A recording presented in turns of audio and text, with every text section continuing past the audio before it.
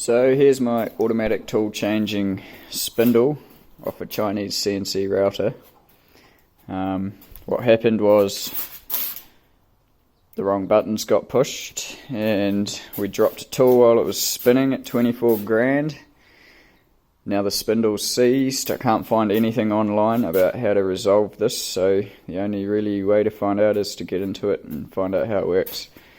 I took the back off before. There's a piston in here which pushes a push rod through to the pull stud clamp, which is in the end here. But without taking the front off, I wasn't able to get right into it and see why this shaft is really seized. I had to make some custom tools here to be able to undo this. This is done up with some kind of Loctite, which gets softer with heat, so I used a heat gun. I machined down a sacrificial tool holder to stop the shaft spinning while I was undoing that. This is what a normal one would look like. I had to take that off so I could so it wouldn't interfere with my tool in these pieces. Yep, so now hopefully I'll be able to get right into it and figure it out. Hopefully it's not fucked. By the way, there is a port you can just put compressed air straight into that to operate the tool change while it's on the workbench. The other two don't do that, just this one. Yep. Just taking this first ring off. Wow. Second ring if you include this one. But yeah, one thing to note is this O-ring here, which is just mashed. It doesn't have any seat. I think that goes to a bleed grub screw here for maybe the coolant or something like that, because it's a water-cooled spindle. There is actually a wee seat here for a smaller O-ring, which it didn't have.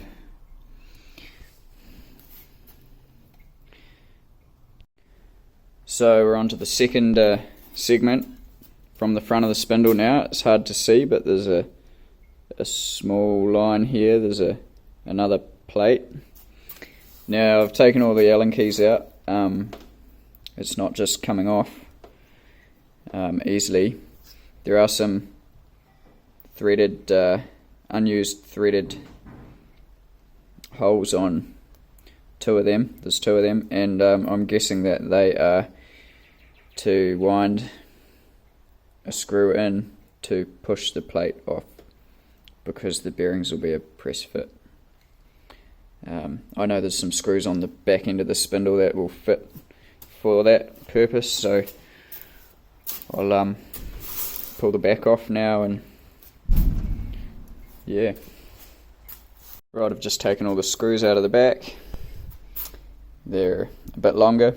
These are the two that I think are going to help me get the plate on the front off.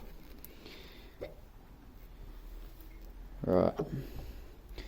Now there will be some O-rings in here to be aware of. Yeah, they do have seats, so they tend to stay put. But yeah, I'm going to have to put the camera down while I maneuver this. Here's that first back plate off. A few O-rings and seats this time. Here's the first piston. There seems to be two pistons, I noticed when I first attempted pulling this all apart yesterday.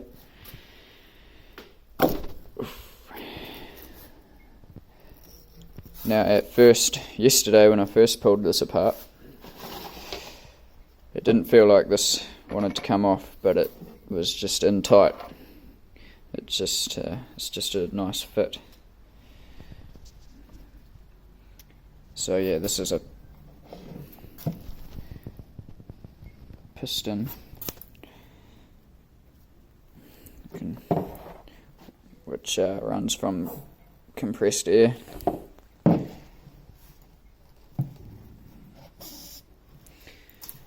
And this must hit this piston, which seems to be really spring loaded, but with a clamp you can get it to move forwards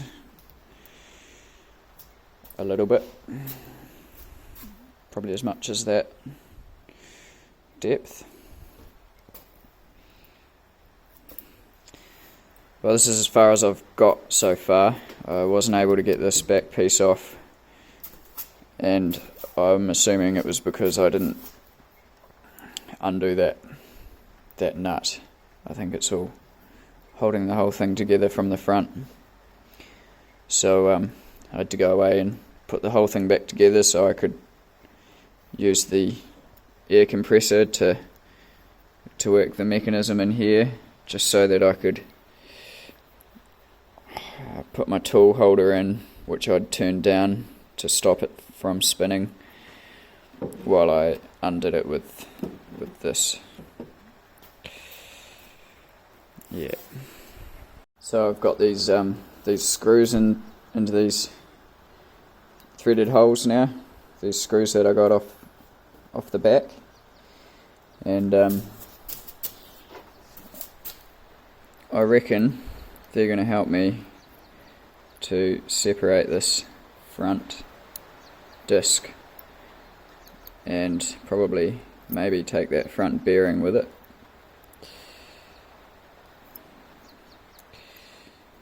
So I'm just going to go real easy. I don't want to force anything.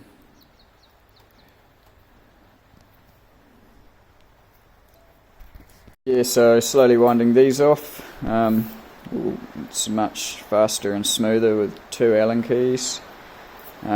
Just go real gently, and yeah, this ring here is just popped forwards, just come unseated.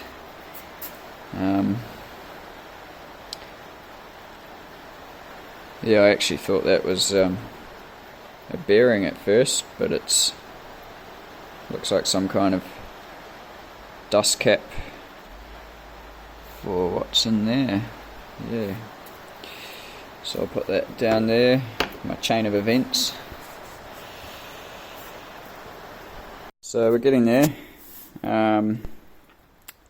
Yeah, a few times it felt like it didn't want to go anymore, and I tried again at the back. I couldn't do anything. I just put a bit more pressure on, and it popped forward again. I think it's probably a fair bit of pressure from bearings, which are press fitted, which might be a problem when reassembling, as I don't have a press, but I'm sure there'll be one in town. Yeah, anyway, there's a bit of water coming out now. Well, radiator fluid, which I've put a bucket under it to catch. Shouldn't be much. And I noticed there's another O-ring seated here too. I'm sure there's going to be O-rings on every layer.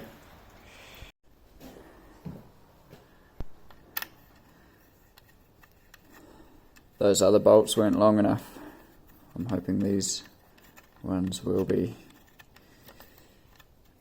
Back in business, these ones had slightly longer threads. Hopefully it's enough to get this cap off. Just borrowed them from somewhere. Right, a few more pops, and it feels like it's about to go completely. Now I've got a feeling there's a pretty big spring in this spindle somewhere, which the air piston works against for the auto tool change. So I've put a clamp over the back just in case it pings out, shoots out across the floor or something like that. It'd be a shame if it got dented. Now run out of thread, but I've got this first bearing is now free of the spindle shaft, and I'm at the second O-ring here. You can see the corrosion where the water cooling happens, despite the anti-corrosion, anti-steam, anti-freeze radiator fluid. It could have been rusty from the factory.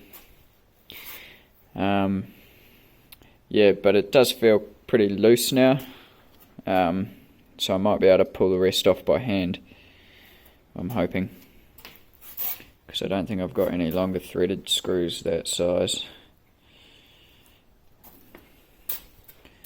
Nothing's come flying off the back yet, but there's been a few moments where it felt like something could have. I'm just putting a packer in so I can keep using those screws, an old chainsaw piston, and a bit of machine clamp. Yeah, it's still got a fair bit of tension on it from the other bearings, but it's still popping as it comes out step by step. Okay, I got this piece out.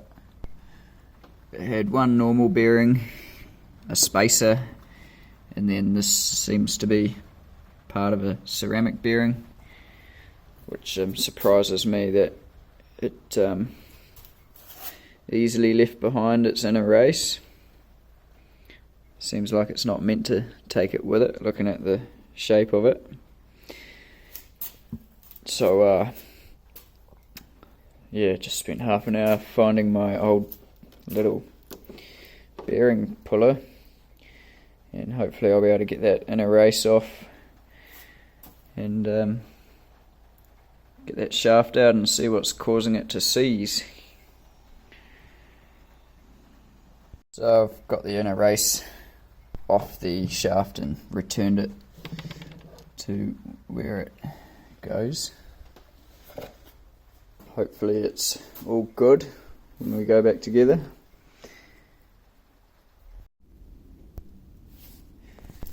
Right, so in here, right in the very center, it's you see the little hex. Now that looks like that little hex, the black hex hole, it fits a 2.5mm Allen key. That's not actually it, or maybe it's something, but around that it's hard to see, but there's actually a 5mm hex, and you need to get right in there with an Allen key and undo that. It's anti-clockwise, so it's a normal thread. Now I actually broke the ball off on my first attempt, and I was able to fish it out with a magnet, so I recommend going in with a square end Allen key. I just ground this one flat after it snapped, and yeah, I've been able to loosen it now. It's pretty tight still, but yeah, you need pliers or some extra leverage on there. Take care not to scratch your tapered shaft in there. Yep. Well, this is getting looser. It's also nice to see the shaft spinning a bit more freely, and as I further undo this, this back section's starting to come off. This piston here is moved out a lot. I've got a bolt in here to stop the whole thing just falling out. Yeah, so I think we're onto a winner. It's all looking very hopeful. Right, we seem to be undone from that end. So yeah, now I can pull this out, and our bolt's gonna hold it all on.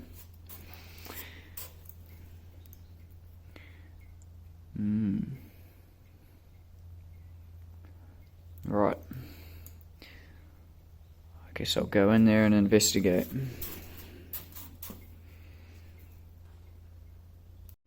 So when I pulled this section off, two of these little washers fell out on the floor, so that's something to be mindful of. I think they were just stuck on the end here with grease. Looks like there's more of them in here. I think these are spring washers because of the cone shape. They're not completely flat, and my understanding is that a whole lot of these go back to back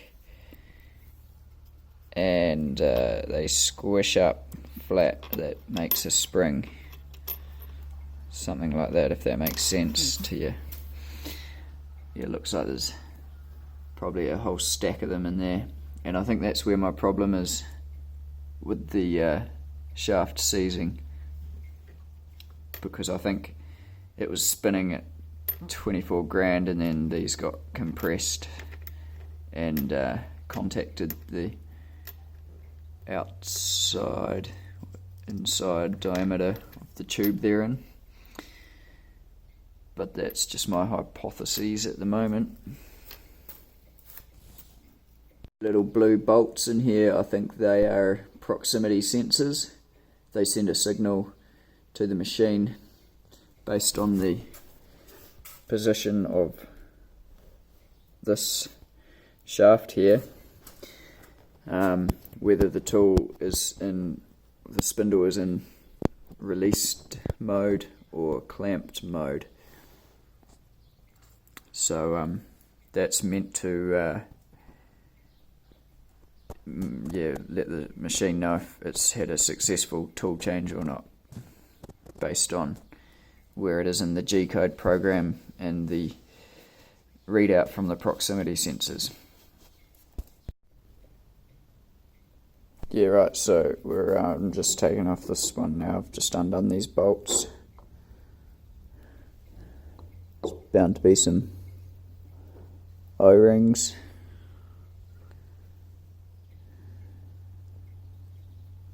Some sealant, all that jazz. Right, I'm going to need both hands. A couple of small O-rings to be careful of there. They're in seats, so they're likely to stay put. And there's our proximity sensors. And here's what we have. A wee straight O-ring. That I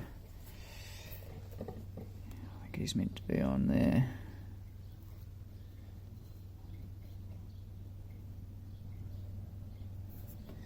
You gotta be real careful of those little guys. Right.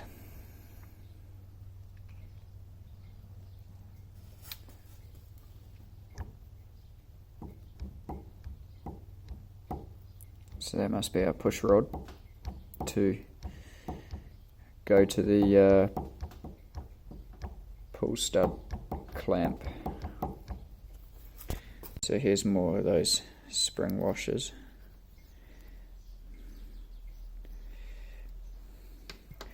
So we were undoing that Allen key and we were unscrewing that thread there in the middle from the push rod, which is screwed into this, which is one of the two pistons. And there's two pistons. This one pushes into this one, and then this one must be because the air comes in this way to help release it and suck it up and hold the tool there.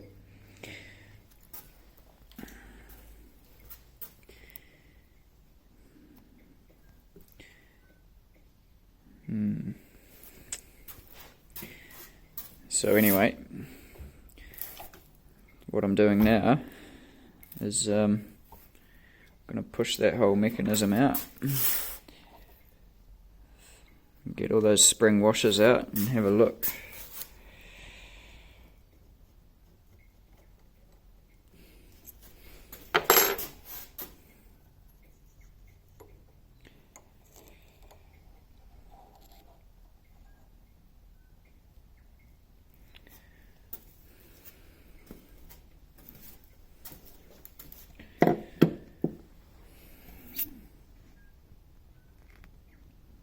There it is.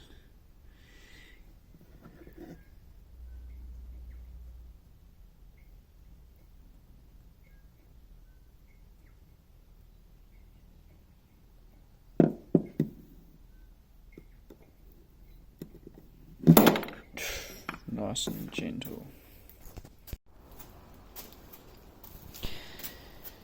So, I think I've found the problem, and what I think it is that this component here is meant to be able to spin independently of this piston. This is the piston that pulls up and engages the tool clamp, and it's spring loaded, unlike this one, which pushes in against this piston to push the push rod forward to open and unclamp. So I think what happened was this was all spinning at 24 grand. The tool disengagement piston pushed into the back of this piston, which contacted something spinning at 24 grand and spin welded it. So something in between this component and the piston has been welded together, because and I think that because there's no possible way to disassemble this assembly without, see where there's that wee gap, without this piece unscrewing from there somehow, and it's fully stuck. I mean, there's two flats on it here. 16mm spanner, can't undo it. That's even after drilling 2 holes in the piston and sitting them on 2 little stubs to stop the whole thing rotating to get leverage. So I'm probably going to take to it with a grinder just to confirm my theory. But yeah, hopefully I'll be able to get a new clamping piston assembly from the manufacturer, or yeah, probably a whole new spindle as well. Probably get a spindle and a new clamping piston assembly, so that way I could have reassemble this spindle and have a spare. Yeah, expensive mistake. Don't push the wrong buttons. You'd think they'd build them to not be affected by that happening. Yeah, I think all the electronics inside the spindle are undamaged, and the cloud of smoke that happened when it dropped the tool at 24 grand was from friction, from this being friction welded. And so yeah, since that happened, the spindle would still spin, but it was very stiff, because now we're like spinning this whole assembly, including the piston, and it turns slowly and stiffly. Yeah, now this is all just my theories. I could be wrong, but I don't see what else it could be, really.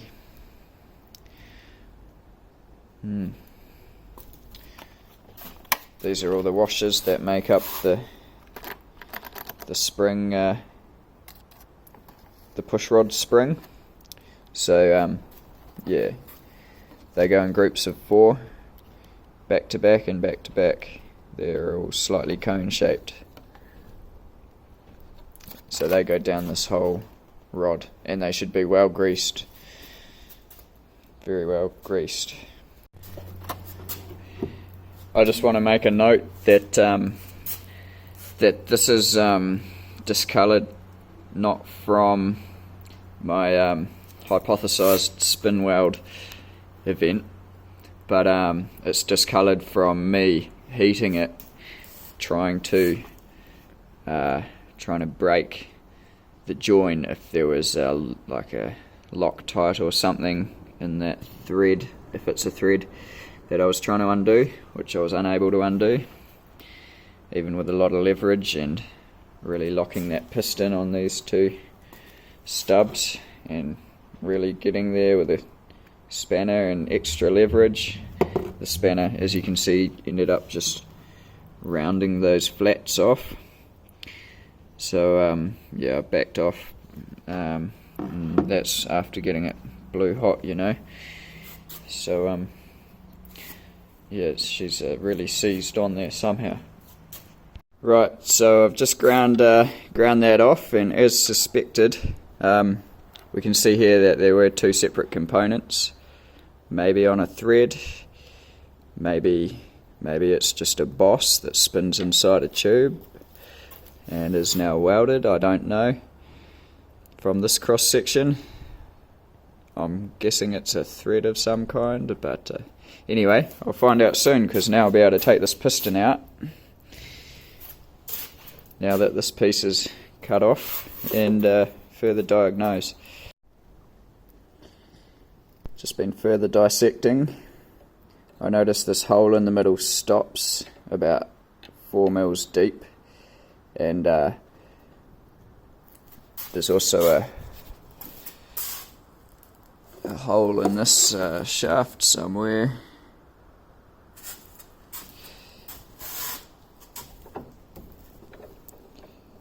Oof.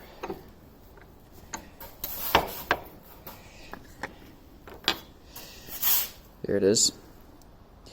I believe this hole is meant to continue out the top there, through the end here, through the hole there, through the push rod to, there is actually a hole right through there, you might be able to see it. It's hard to get the camera lined up, there you go. And yeah, that gives you air right through for the air that clears the chips during tool change. Yeah, so that's meant to deliver air right through. So that hole was blocked, and there's yeah, where I cut it wasn't very deep, but there are signs that suggest friction welding. You can see where the inner part is, yeah, you can see the inner circle on that. That was from that part, which is meant to be that piece, which yeah, maybe it's even meant to be a contact-free little boss that spins inside a tube, but it's welded together now. So I've put my stub in the lathe,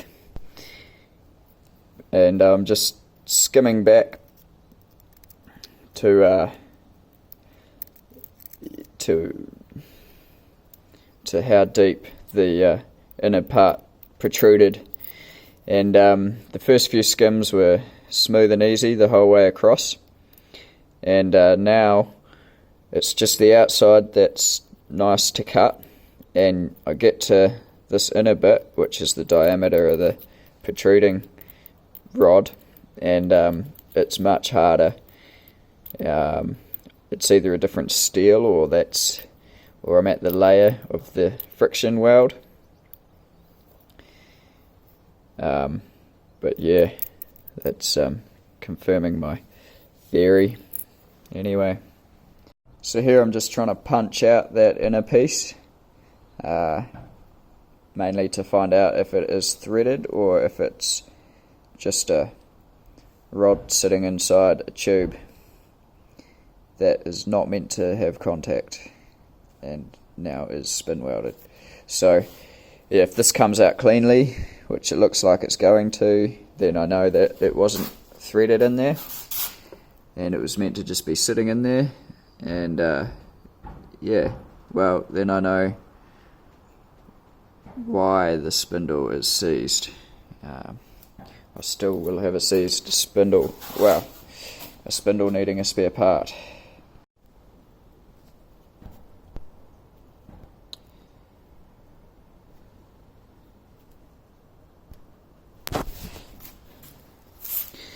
Right, so you can see you see that taper that I've turned in there.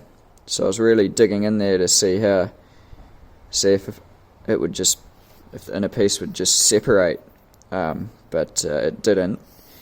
It took punching or pressing out with the vise, which shows how thick that spin weld was, how solid of a joint it was.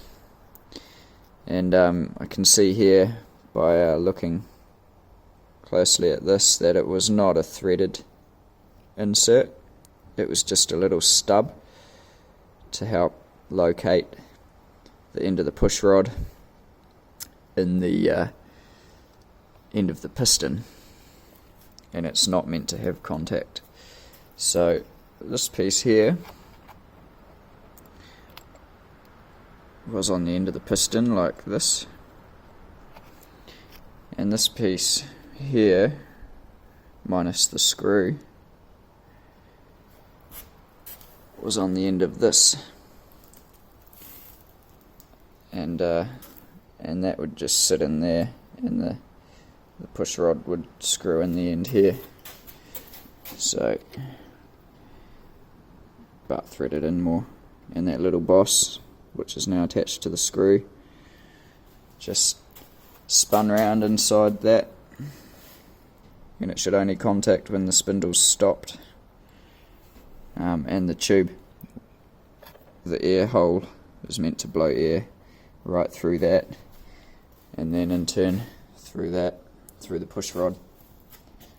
And I believe in some circumstances you could even get it through the pull stud, or maybe that's through spindle coolant.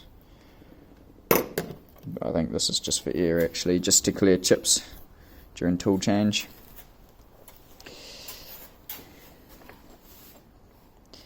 So there you have it, spin welding.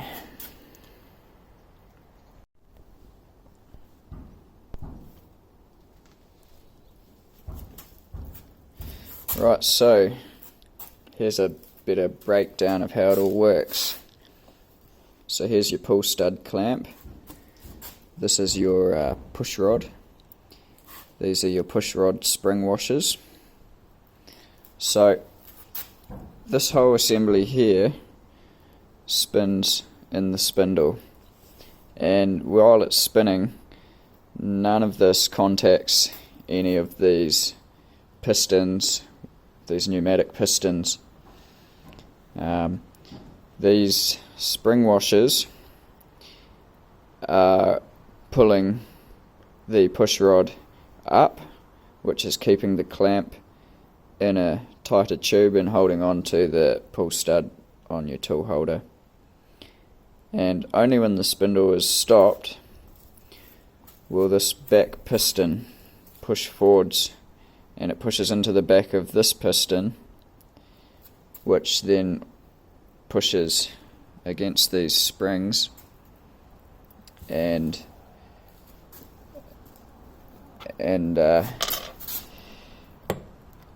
that boss pushes against this, with this little boss going into the ring on the end of that one. Now that's where we got the spin weld, because it was spinning really fast. So this piston here, this second piston, this pushes back that way. Now that must be to ensure disengagement of the tool unclamping mechanism. So that's got extra spring loading and a piston pushing the other way to make sure that that gets disengaged from the push rod before the spindle starts spinning again. if you push the wrong button and manually make it happen while it's spinning, you will fuck your spindle. Yeah, that's what happened. And you got a few proximity sensors in here to communicate the position of the pistons to the CNC computer. Now there is a hole that's meant to deliver air from here through the push rod and out to clear the chips when tool changing. So while it's spinning, it's all disengaged and it's relying on the spring washers on the push rod to keep the push rod up and keep that held onto your tool.